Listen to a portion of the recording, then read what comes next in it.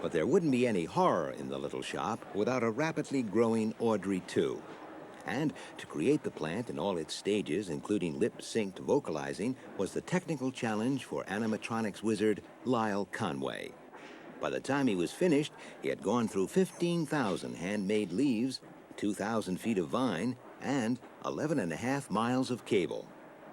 Well, I'd worked with Frank before on Dark Crystal and Muppet Caper, and he called me to see how I felt about designing the plant. We got together. I'd seen the play a couple times in New York, and did some drawings and did some small sketches and maquettes, small sculpts of the plant.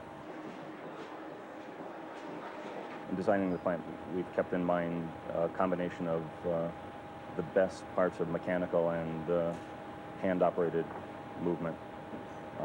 Some of it requires a performer in it, and other parts of it are operated mechanically. Well, there's 7 sizes of the plant. This is the smallest one here.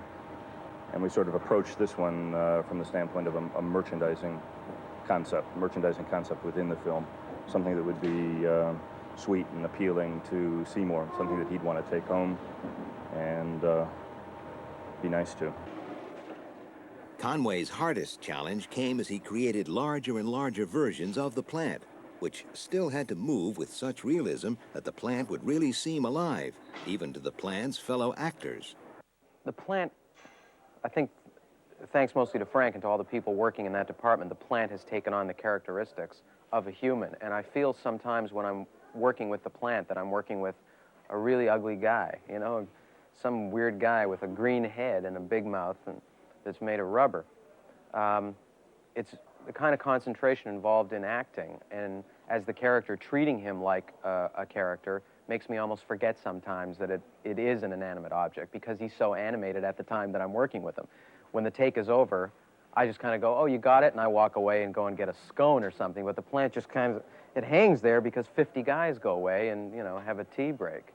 So sometimes in between takes I go over and talk to the plant, but it doesn't respond.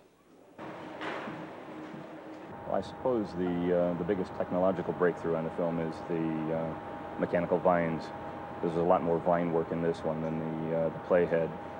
And we approached the Atomic Energy Institute to do research and development for us on a core that wouldn't bend out of shape. And they came up with a couple of alternatives which made it possible to make about an 8-foot vine that had very positive movement and control. What I'm trying to do is have the opportunity to use this. I would take so. What I'm saying is, Served you like a Cadillac car on a gas shot on jackpot. How about a date with Hedy Lamarr? You're gonna get it if you want it, baby. How would you like to be a big wheel, dining out for every meal? I'm the plant, you make it all real. You're gonna get it.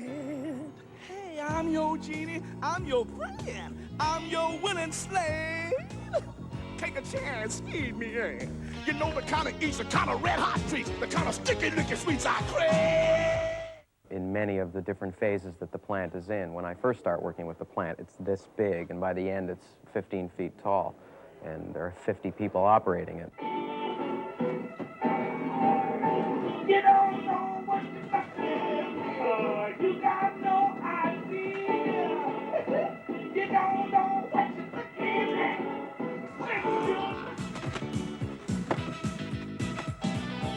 You don't know what you're messing with. You got no idea. You don't know what you're looking at when you're looking here. You don't know what you're up against. No, no way, no how. You don't know what you're messing with, but I'm gonna tell you now.